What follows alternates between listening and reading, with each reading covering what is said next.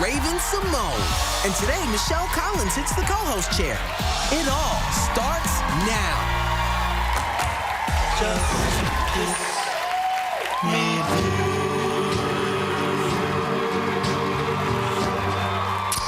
And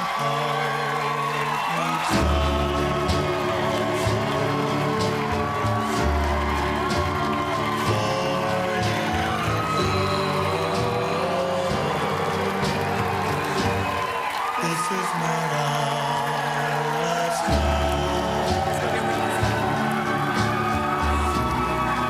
though we must part. Are you cutting in? There's no reason to cry. Just say love, because love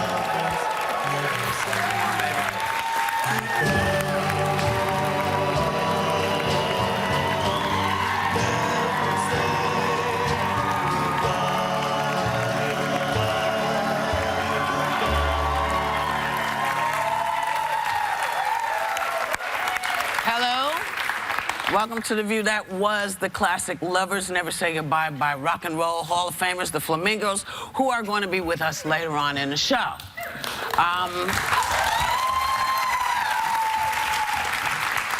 So, is she back at the chair? Yes. Okay.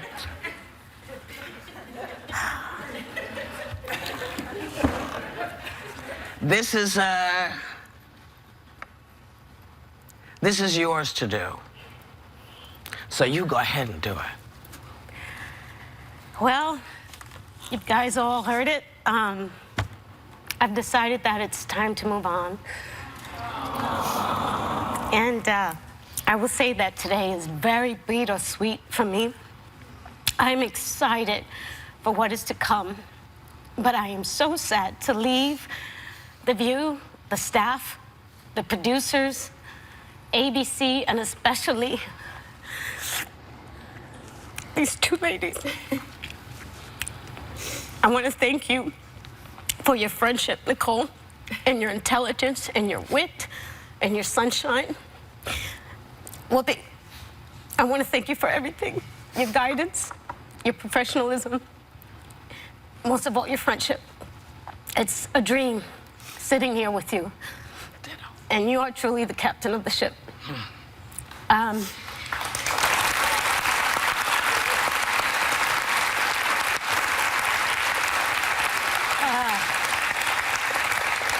I really want to thank The View. I want to thank this show. All the producers, everyone from Jonathan to Audrey to Jamie, oh gosh, Dana, Jason, Donald, oh God, Karen for making me look beautiful every morning, which is kind of hard, and Yancy, and but especially I want to say thank you to Bill Wolf. Thank you very much for picking me.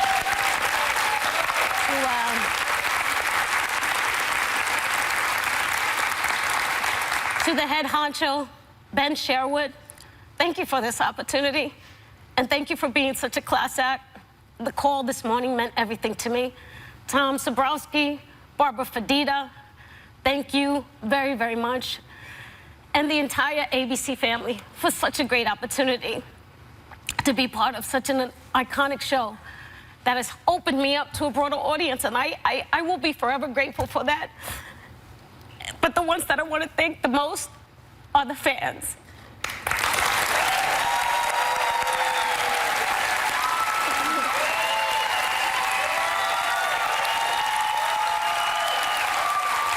It warms my heart. It really does. Every time one of you guys come up to me and say that I love you on The View, it just makes my day. And I really, really want to give a special thank you to the Latin community. It's a huge honor to be the first Latina on The View. What the hell took y'all so long? And your support through this journey as a community has helped me through this year. It really has. And I will never forget what you have done for me. I will continue, as always, to show my gratitude by supporting the Latin community, specifically the Latina community. I will continue to stand up for you guys, for our rights, and the promotion and empowerment just for all women of all colors. And I will continue to do my work with the AIDS community and all my activism work for education.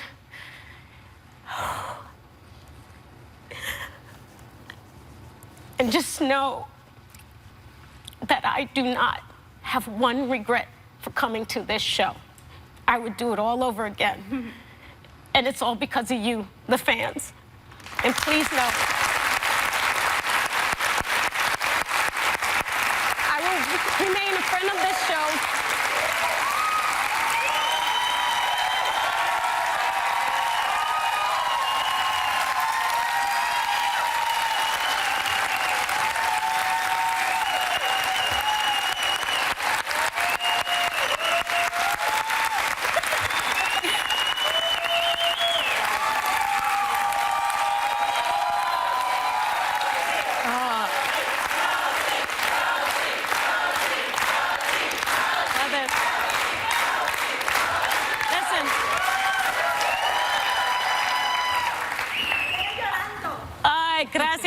Gracias, mi gente, por todo, mi gente. And I just want to say that I will be back as a friend of this show, you know, but it's just time to go. And I look forward to finishing my run on Broadway, Fish in the Dark, and continue to acting. And to the boxing world, I'm back, thank God. And I look forward to working with ESPN. We're coming up fights, and it's just been great. It's been great. Michelle, welcome. Raven, welcome. To the Queen. Yeah. No, please don't. Please, listen. We're gonna go to break, get our asses together, and we'll be right back.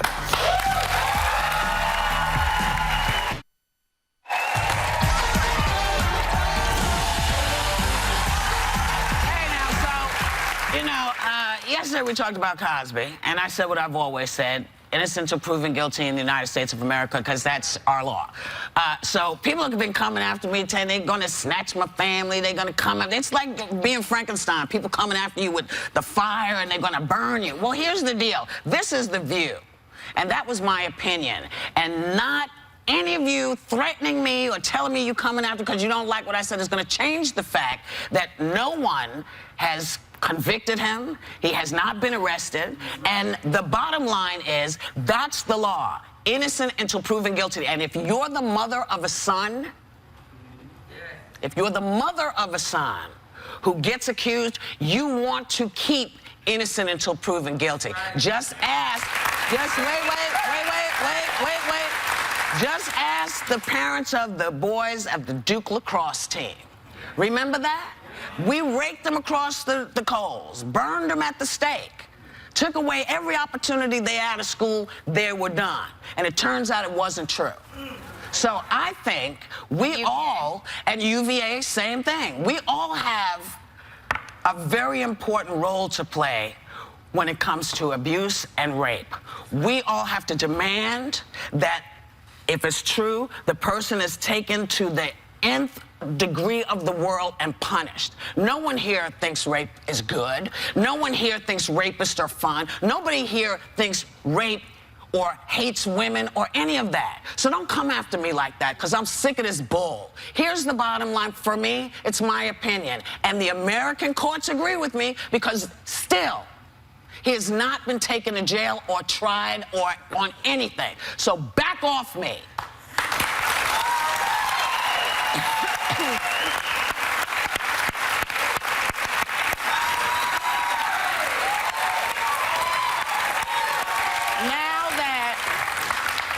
Now that I got that off my half a double D,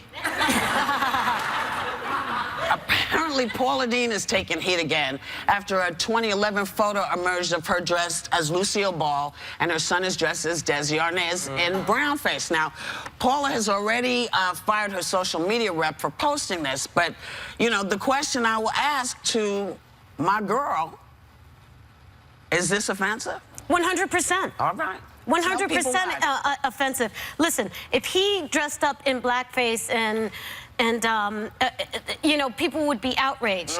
And you know what? But here's the thing, Paula. Take a cue from Donald Trump. Latin people will shut you down. You will shut you down.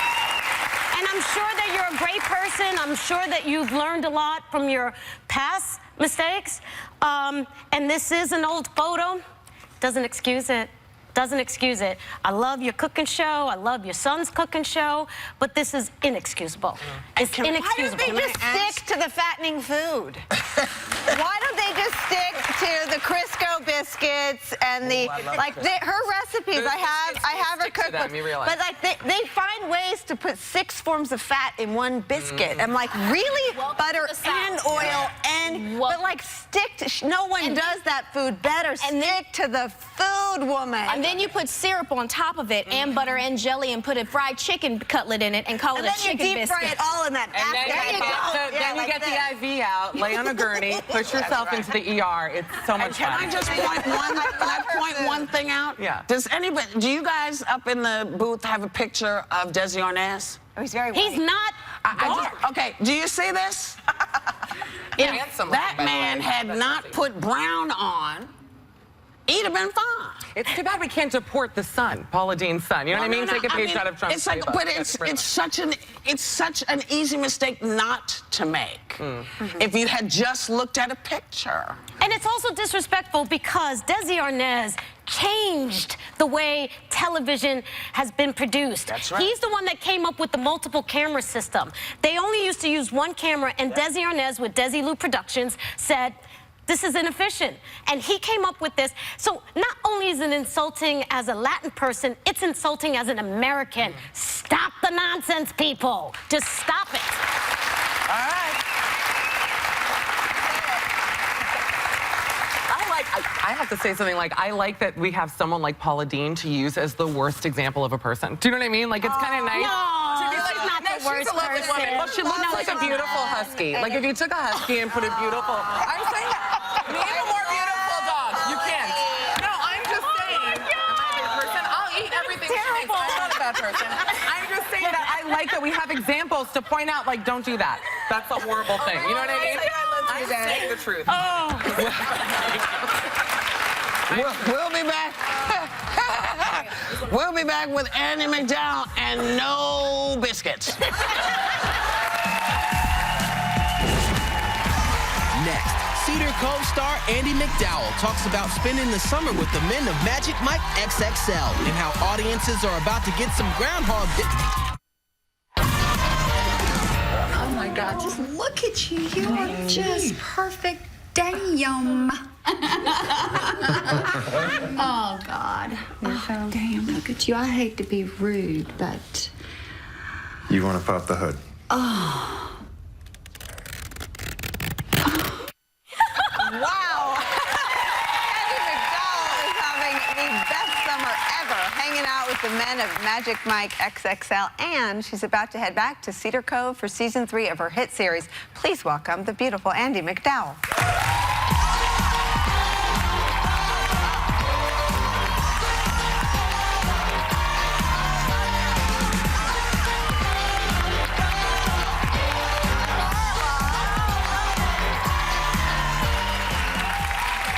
Welcome. Thank you. I was sort of devastated when the clip ended. I wanted to see a little more of that.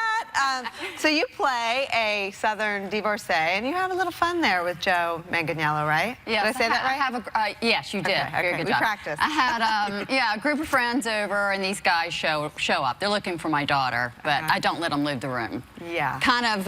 It was a lot of fun. I don't know if you guys have been to see the movie yet, but you got to go. Everybody has to see. Can I tell you, it's the best movie-going experience I've had maybe in my entire life. It is one of the greatest movies. Run, don't walk.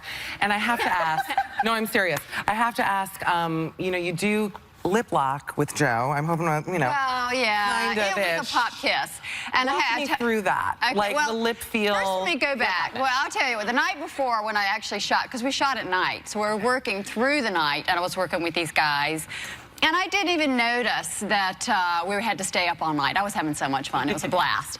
And I really got into the character. I was just totally her. I committed to her 100%. And I wasn't shy at all. You'll see. And I was crazy, and totally different character than I've ever played. Had a blast. Then the next day, it's really, truly the morning after we're shooting in the day, and it was sort of like the light of the day. It dawned on me, you know, that I wasn't this woman. Yeah. And I was like really shy to him, and I said, you know, we don't have to kiss. It's okay, because, but we just popped. I was going to say that was a big mistake. You definitely have to kiss. Yeah.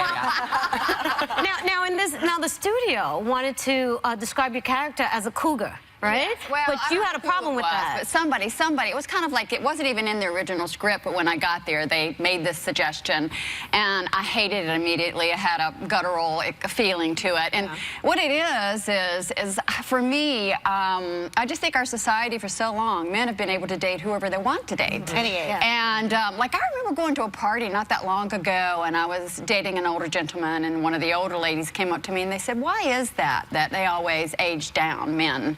It happens all the time, right? Right, ladies? Yeah, of course. And I just don't, you know, I didn't want that title, because I just think, what difference does it make? He wants me. Yeah. There you go. There you go. And you know what? You're beautiful. You're beautiful, and you're stunning. And when you walk out, I'm telling you, you took my breath away. Oh, you're a sweetheart. Yeah, no, seriously. And I heard that you went to Cannes, but you were afraid. Oh, this was years ago. You're talking about Sex, Lies, and Videotape. Yeah. So why? Sex, Lies, and Videotape, which, by the way, you know, I worked with Steven Soderbergh on that, and he worked on Magic Mike. Anyway, when I went, I didn't go because I had just had Rainey, and I was rather round, and I was just afraid I would be criticized, which is, you know, it's hard when this put that job. picture back up. You look, if that's you round, my God, the rest of us are in trouble. Anyway, this was from this the most recent time. I did go. That dress they had to sew me in, though. That's how all my wedding pictures are going to look, just over the shoulder. I'm excited about it. Now, let's talk about your new Hallmark series, Cedar Cove. Yeah. And in it, you play a judge, very exciting. And you live in a small town. You're having problems with your ex. But it looks like there's a new man maybe trying to steal your heart. Yeah. Let's take a look at a clip. Tell us about what we can expect this season. Okay. That was Colin Ferguson, who's a new character. He comes in as Paul, and in the past, this is our third season. Everybody loves seeing Jack and Olivia together, but there's this new character, Paul, that comes into town. So we're going to see what happens, because at the end of the season last year, Jack had gone back to drinking. That's how we ended the season. And so this whole season is going to play out what that does to the relationship, the impact that has on our relationship, you know, whether we're going to be able to, yes, it's a little bit of like conflict, and it's not as perfect. And I congratulate Hallmark for taking on, you know, deep subject matters, and the show's doing really well for them. It's their first scripted series, and we're having a blast. I love the whole cast and crew, and having a great time. And I loved your daughter in Mad Men. She was stunning. Oh, thank you so much. Yes, thank you so much. Stunning. You have to come back. Bring her next time. Yeah. Okay. She has a video on Country Music Channel when she's playing on the radio now. Great. So Great. All right. Get Well, Johnny Cash and a bottle of wine. So go listen to that one. Sounds fun. Our thanks to Andy McDowell. Thank you. Cedar Cove premieres July 18th on the Hallmark Channel. We will be right back.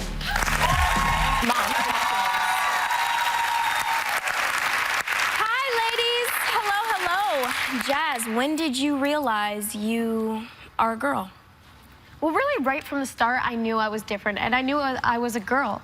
And really, the way I conveyed that to my parents was by gravitating towards Barbies, dolls, dresses, everything feminine, because I knew I was a girl, and I just wanted everyone else to know that. But, you know, I was so thankful to have supportive parents and a supportive family who really accepted me right from the start and gave me unconditional love and support. Good for you. That's hard to find. And good for you, Mom. Was it harder for your dad? Was it harder for your husband? It is. Like, in the beginning, it was a little rougher because, you know, we had 3 sons, and he had a vision of his 3 sons as 1 daughter, and he had to change his mindset. But he's the most amazing father, so supportive. He loves her and has always been there for her. It's wonderful. It's really wonderful. You were 5 when this happened, right? Yeah. And when were you able to just live life like you wanted? When did your parents allow you? Were friends accepting of you? As I was approaching kindergarten, I was going to a new school, so it was an easy time for me to transition, like, without anyone else knowing at this new school that I was transgender. And, you know, I was just so happy to live my life authentically as who I was, to be able to represent myself in the public as who I always knew I was on the inside, which was a girl.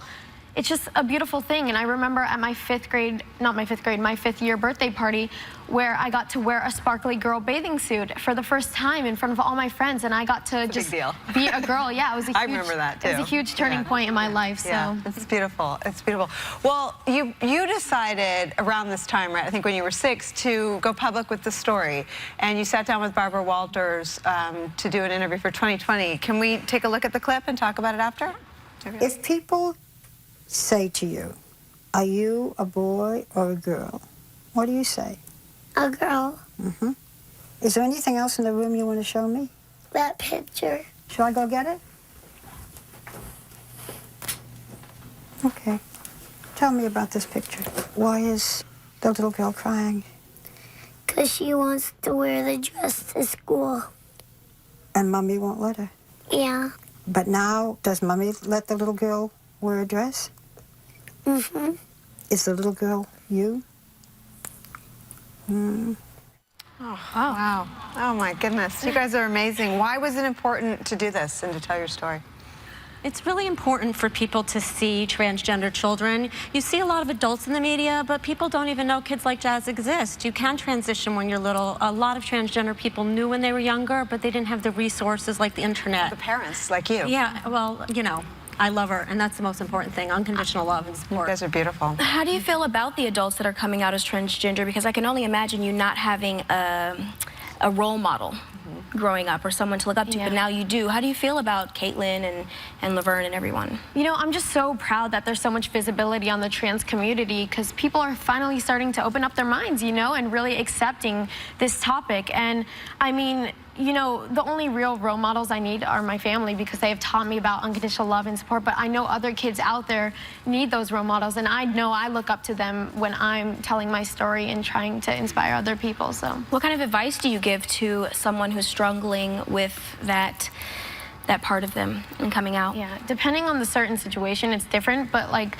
the general gist of what I say to someone who's struggling is that they just have to stay strong and always love themselves, because if they love themselves and keep moving forward, then things will get better. And you know, I tell them that I'm there for them and to just always live their lives authentically. I think that's a wonderful advice for everybody. I mean, Mom, you know, there are so many parents out there that are very closed-minded in the LGBT community, and we've seen so many issues going on with parents. And you're so open. What do you tell parents now, especially with, you know, what's happening in politics and everything? I tell parents that it's a child's birthright to be loved. What's more important than anything in the world? For your child to be happy. And you have to take your own mindset and ego and check it at the door and put their needs and wants first. I mean, look at her. She's blossoming. If I had told her you can't live your life authentically as a girl, I can't even imagine. She'd be depressed and perhaps suicidal. I'm tired of hearing about the kids that take their lives because they're not allowed to be their true selves, and it really has to stop. And it's beautiful. It's not just the parents, right? I'm gonna close it, but it's not just the parents. It's people in your school. It's the bullying. It's the people that don't understand, that aren't making your life easy for you. You should be able to live happy, and I'm so proud of you. You better go, girl. Thanks to Jazz and Jeanette Jennings. I Am Jazz premieres July 15th on TLC, and we'll be right back. Immortalized in the Rock and Roll Hall of Fame. So as I was speaking about my dancing abilities, no, I'm everybody, watch. We're ready. Did you see it? Yeah. That was fast. That was fast. I have those same abilities. Just like that. And so, when did you all realize as this group that, yes, we found that sound? Because it's very specific.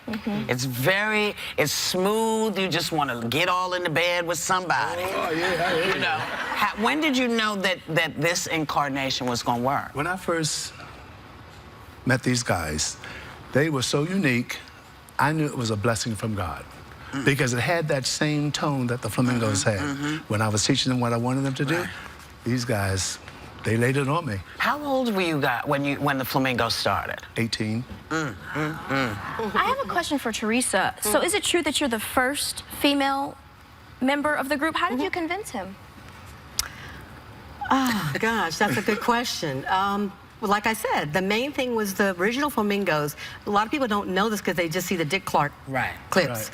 But on their live stage show, they did all styles of music. Okay. So like I said, I cover the female artists, Diana Ross, all those different flavors for a variety of music for the people. Okay. It's Tina Turner, she does a great Tina. Oh, see? Yes. Well, listen, I know y'all fell in love right now. So if you want to see the Flamingos again, they're appearing in concert at Resorts Casino in Atlantic City on Friday, July 10th, and at the Highlander Auditorium in Upland, California on July 18th.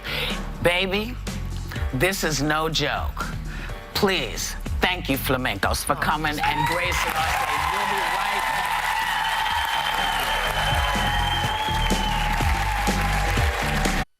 Welcome to The View, y'all. Get ready for some super surprises. You guys, let's have some fun. Oh, yeah.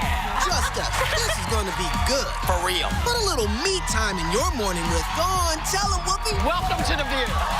On ABC. When The View is over on TV, the conversation's just getting started because the hot topics keep going online 24/7. Like us on Facebook and follow us on Twitter and Instagram for web exclusives, a backstage view to weigh in on the hot topics on your mind and the topics you want the host talking about.